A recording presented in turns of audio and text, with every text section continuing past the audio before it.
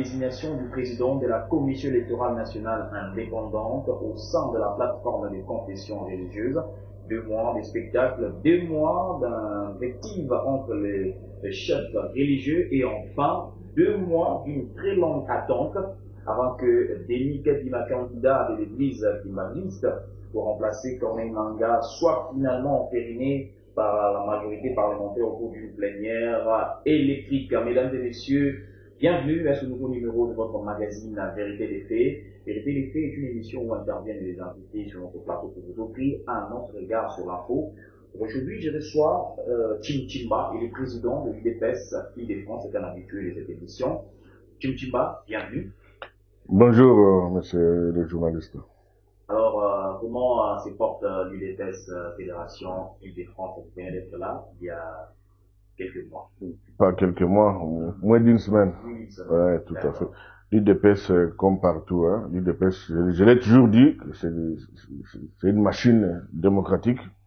Heureusement que le père fondateur avait conçu cette idée-là de faire croire, de faire comprendre. Donc nous sommes dans l'information, la sensibilisation, surtout la conscientisation.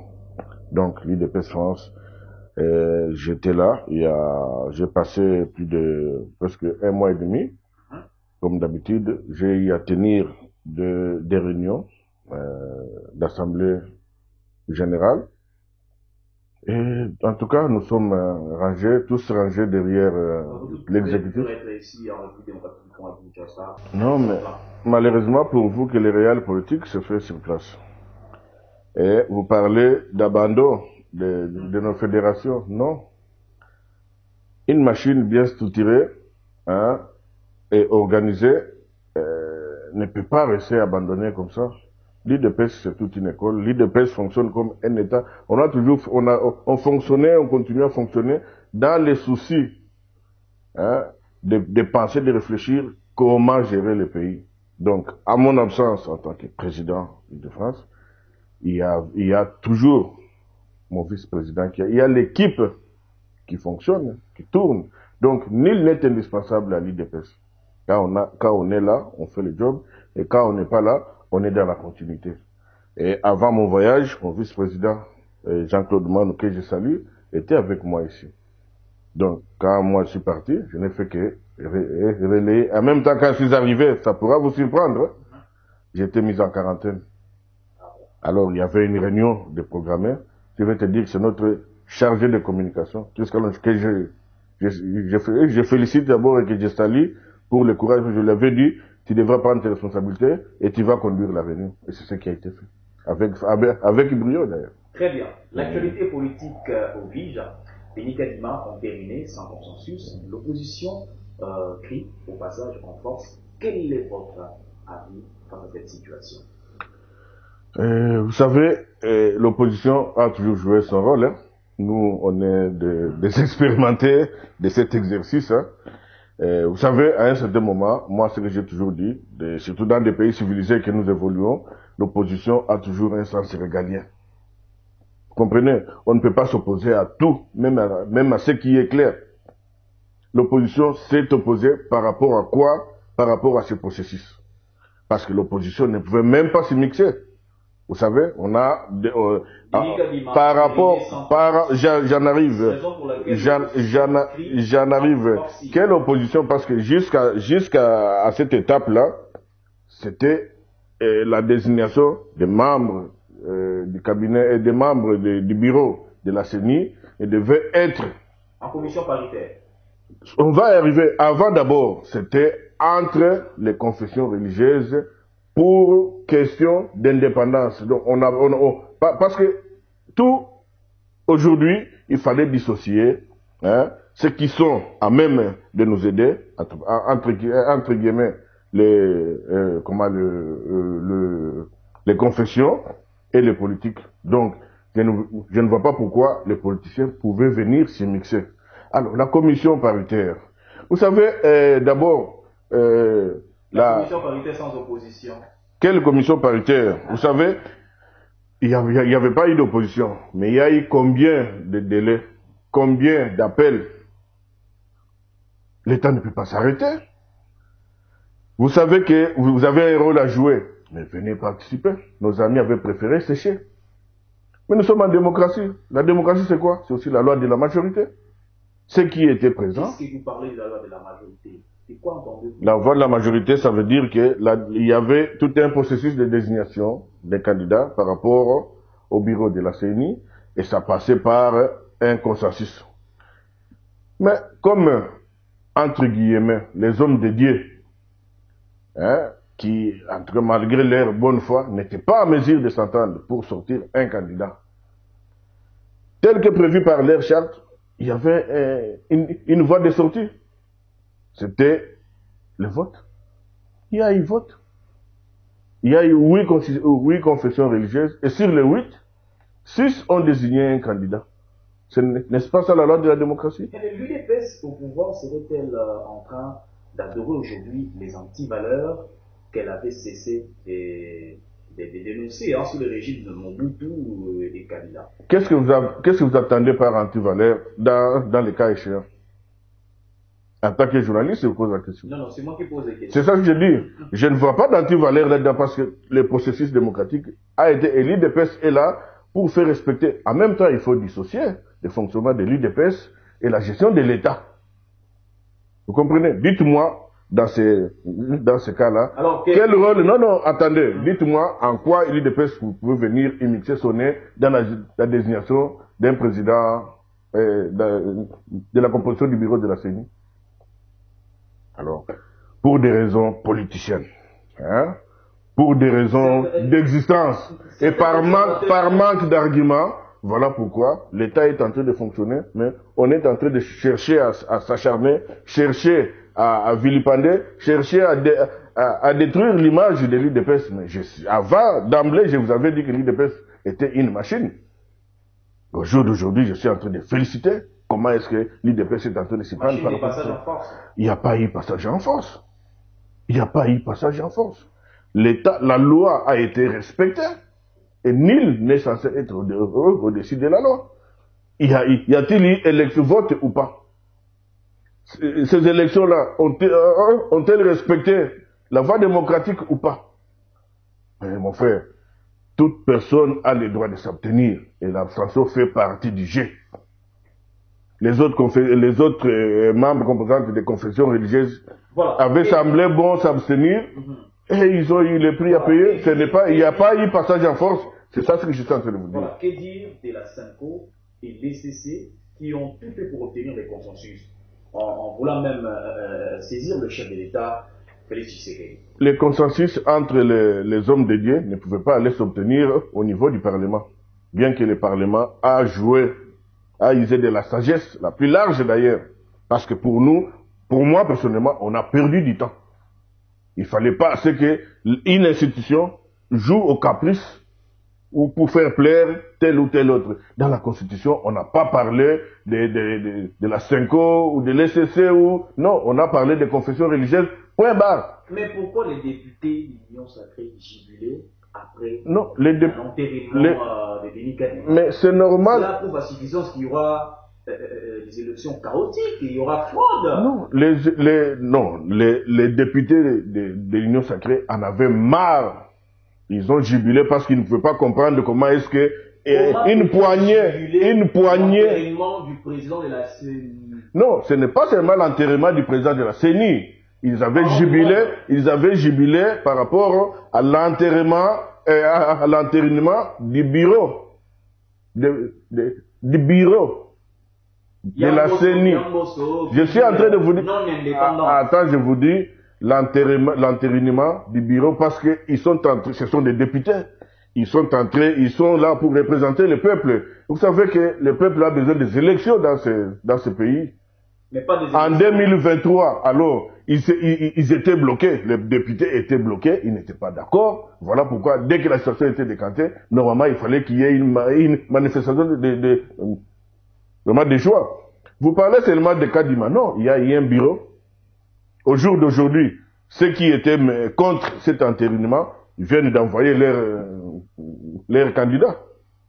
Alors, allez-y comprendre, on est en train de se foutre de qui, on veut se jouer de qui. Le peuple congolais souffre, le peuple congolais a besoin de que les choses aillent normalement. Alors il ne faut pas à chaque fois, pour des raisons X ou des raisons égoïstes, qu'on commence à chercher à se foutre de ce peuple. D'autant plus que l'autre camp politique s'est plaint par rapport à ce consensus. L'Assemblée nationale ne peut-elle pas attendre qu'il y ait les temps de trouver un consensus? Pendant combien d'années? Il y a eu combien de reports pour à ce que les confessions religieuses aillent se parler entre eux? Écoutez, on a passé beaucoup de temps. Au jour d'aujourd'hui, moi je suis fier de comprendre que bon, l'opposition est en train de jouer son rôle quand j'ai suivi qu'il y a eu des noms qui sont arrivés au jour d'aujourd'hui au niveau du Parlement pour compléter cette équipe. Du côté opposition? Du côté FCC, effectivement, ils ont envoyé des noms. Qui sont ceux? Par rapport à ce qu'il leur est dit, notamment le premier et deuxième vice-président du bureau de CENI et du Kester. Les noms ont été envoyés. Je ne suis pas là pour citer les noms de personnes, mais les noms ont été envoyés. Mais voilà, comment réagissez-vous quand Fayoulou en appelle au Front patriotique pour des actions contre la dictature fasciste? Vous savez, quand on était en opposition, et voilà, on ne pouvait pas être là dans son petit coin en train de chanter, tout ça. C'était visible, c'était palpable. Le peuple congolais d'hier n'est plus celui d'aujourd'hui. Le peuple a compris qu'on a tant joué avec son honneur, sa vie surtout. Et le peuple congolais ne veut plus de ces distractions-là. Donc, messieurs que vous citez, écoutez, qui est ici à Kinshasa, au Congo? Moi, je pense que s'il est un bon politicien, il ne pourra que tirer de très bonnes conclusions. Alors, le camp Katumbi est prêt à quitter l'Union sacrée si rien ne marche. Katumbi, il est là. Mais parmi ceux qui ont favorisé l'entérinement du bureau, entre guillemets, il y a aussi plusieurs députés ici de l'ensemble pour la République. Donc, allez-y comprendre quelque chose. Mais alors, qu'est-ce qu'ils sont en train de se dire entre eux? Non, mais moi, je ne peux pas rentrer. Jusque-là, ils n'ont pas envoyé leur délégué. Je ne peux pas rentrer dans leur organisation interne, mais sauf que moi, nous, en tant que politiciens, on a conclu, du moment qu'on a une majorité au niveau de l'Union sacrée, qui nous permet. Mais Katumbi fait partie. C'est ça ce que j'ai dit. Alors, si, à vous attendre de parler, si c'était ça, l'entérinement n'allait pas avoir lieu. Mais pourquoi l'Union sacrée aujourd'hui est fragilisée? L'Union sacrée, au contraire. Attends, je vais vous dire ceci. L'Union Ah bon? Qu'est-ce qui se passe? Ah bon, alors. Qui est le leader de l'Union sacrée? Vous n'êtes pas informé. Vous n'êtes pas informé. L'Union sacrée, à travers ses représentants, a eu à se réunir par rapport à cette question-là pour décanter la situation et faire évoluer le pays. L'Union sacrée s'est réunie. L'Union sacrée s'est réunie et nous avons une majorité au sein de l'Union sacrée. L'Union sacrée, elle est fragilisée. Elle n'est pas fragilisée parce qu'elle vient de le démontrer. Elle vient de le démontrer avec l'entérinement de l'équipe. Avec l'entérinement de l'équipe, mais Katumbi se plaint. Vous me parlez d'un individu. Moi, je vous parle des institutions. Je vous parle. Il y a des députés. C'est ça ce que j'ai dit. Beaucoup de députés d'ailleurs. C'est entre guillemets ces députés-là qui peut-être hier pouvaient encore appartenir. De toute façon, vous savez, les députés de l'Union sacrée ou surtout de l'ensemble ne sont pas viennent de plusieurs partis politiques. Hein. C'est ce que le peuple peut-être peut sembler ignorer. Alors, parmi ces députés de l'ensemble, plusieurs se sont rendus. C'est un règlement politique dont il y a. C'est ça ce que j'ai dit. Mais parmi ces députés-là qui constituent, qui dépendent, ou je sais pas moi, qui constituent, l'ensemble, plusieurs députés ont manifesté leur volonté de continuer à soutenir les actions. Il y a eu l'argent qui en circulé. Écoutez, parfois, il faut savoir respecter aussi les gens. Moi, je pense que si aujourd'hui on peut arriver à corrompre un député national avec $1000, en tout cas, bon, ça ne servira plus à rien. C'est que la politique dans ce pays existe. Mais c'est quand même en répétition. Dernièrement, c'est toujours le langage. C'est le langage. L'UDPS a corrompu certains députés en ce qui concerne autre sujet d'actualité, mais ça revient toujours. Je peux vous rappeler, je peux vous rappeler, si vous vous souvenez que le président, les 5 des mémoires étaient corrompus, avec des millions et quelques. L'IDPS, le président Félix était corrompu. Je ne sais pas si vous vous souvenez de tout cela. Alors, ce sont des langages politiques ici pour distraire ou chercher à faire croire qu'il y a eu ça. Mais moi, je pense que la logique est là, la vérité est là. Ceux qui étaient à l'hémicycle en train de représenter le peuple congolais a fait un choix judiciaire.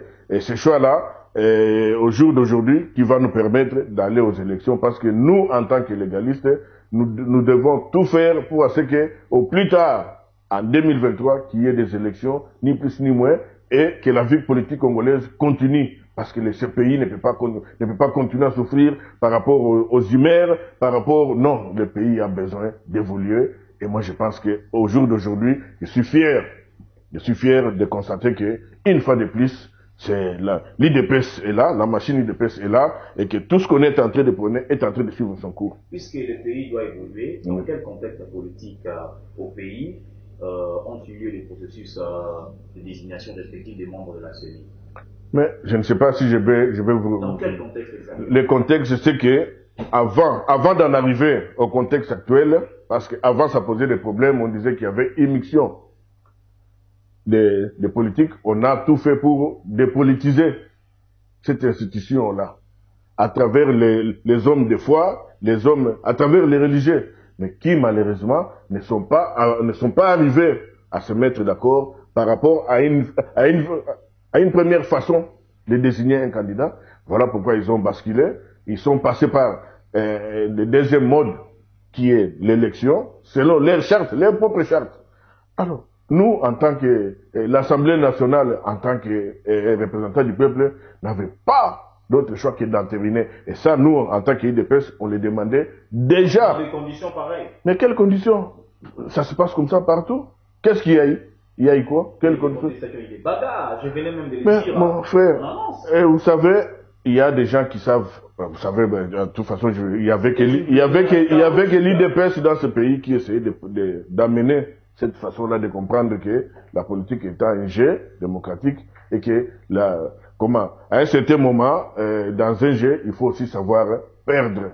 Et moi, je pense que c'est ça qui va essayer de rehausser l'image de l'homme politique congolais. Parce que l'homme politique congolais n'était pas habitué à ce jeu-là. C'est un jeu démocratique et ça se passe comme ça partout.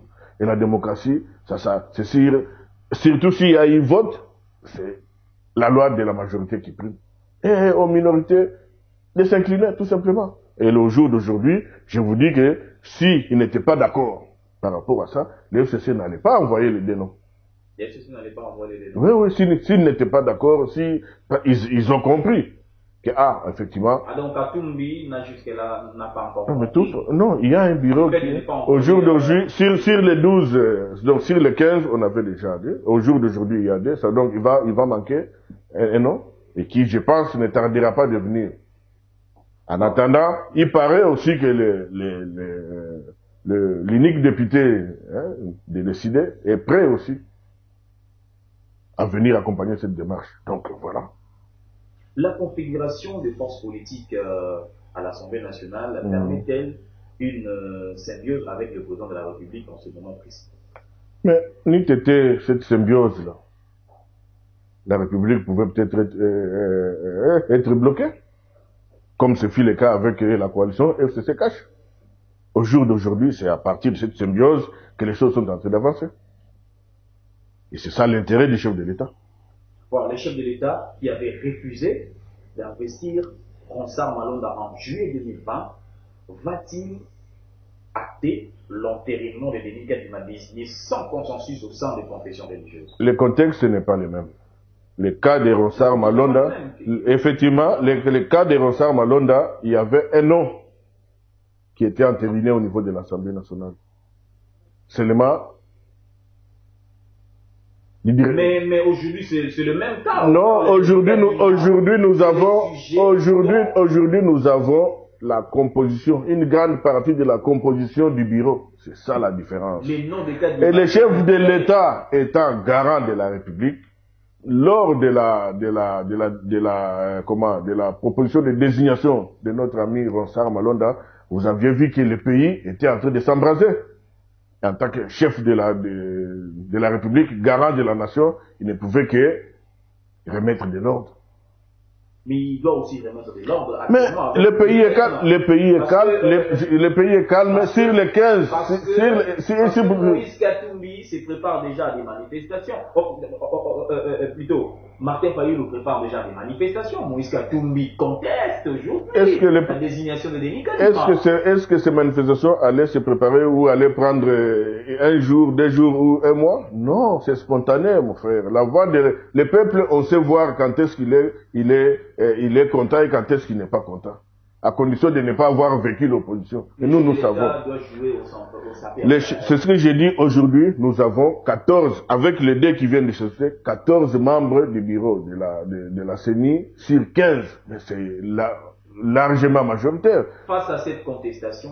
Non, mais l'État ne peut pas s'arrêter. Non, je sais ce que je te dis. Vous êtes en train vous êtes journaliste, non? Exactement. Alors vous êtes membre de l'ensemble ou de l'AMCA? Non. Vous me posez des questions, je vous réponds pour dire que les FCC, qui avaient aussi contesté, ont compris. Voilà, c'est ça la politique, c'est ça les jeux politiques, les jeux démocratiques. Donc je vous dis que les cas Ronsard est de loin très différent avec le cas Kadima. Pourquoi? Parce que à l'époque, c'était juste la personne de l'animateur M. Ronsard qui était présenté au niveau de l'Assemblée pour entérinement. Mais aujourd'hui, c'est tout un bureau. Plus de 3/4 du bureau. La personne qui pose problème actuellement. Ce n'est pas à la personne. Est-ce que c'est Denis? Est-ce que Denis Kadima? Est-ce que la classe Denis Kadima va gérer lui-même la CENI? Pourquoi il y aura un premier et un deuxième vice-président? La contestation a lieu au niveau. Monsieur, je ne sais pas quelle réponse moi je vis ici à Kinshasa. Certainement, il y avait des contestations par rapport, mais au jour d'aujourd'hui, je vous confirme, avec tous les respects, parce que la primauté sera réservée au chef de l'État, mais moi, en tant qu'observateur, analyste politique, cadre politique, membre de l'IDPS, en tout cas, je suis très convaincu, à plus de 1000%, que le chef de l'État prendra cette bonne décision d'entériner, parce que, vous savez, le pays ne peut pas s'arrêter par rapport à des égoïstes. Vous comprenez? Donc, le chef de l'État, j'attends. Mais les députés de l'Union Sacrée sont... Mais les députés de l'Union Sacrée, ils étaient à l'Assemblée nationale le jour de l'entérinement. Et ils étaient en majorité. Qu'est-ce qu'on a besoin? Nous, on a toujours eu besoin d'une majorité au sein de l'Union Sacrée, ce qui a été le cas. Et ce qui est le cas jusqu'à aujourd'hui. Donc, au lieu de me parler de ceux qui contestaient, vous revenez encore sur ceux qui sont avec nous. Nous sommes en Union Sacrée. Est-ce que vous avez suivi une déclaration des membres de l'ensemble quittant l'Union Sacrée? Il n'y en a pas jusqu'aujourd'hui. Alors, vous êtes en train de parler par rapport aux supputations. Hein? Bon, par rapport... Non. C'est clair et net, jusqu'aujourd'hui, il n'y a aucune déclaration faisant... J'en reviens à ma question. Aujourd'hui... Pour finir, nous sommes pas. Aujourd'hui, qui dirige l'Union Sacrée? C'est Mosso, c'est Jean-Marc Kabou qui dirige l'Union Sacrée. Vous n'organisez pas des réunions pour harmoniser les vues. Parce que à chaque fois, il y a toujours des soulèvements, il y a des contestations, des part et d'autres.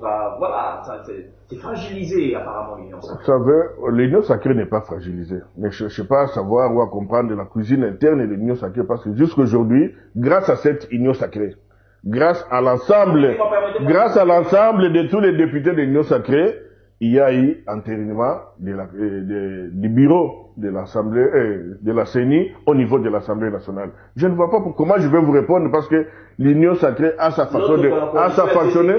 Avait une coordination pour suivre de près. C'est ce que je vous dis.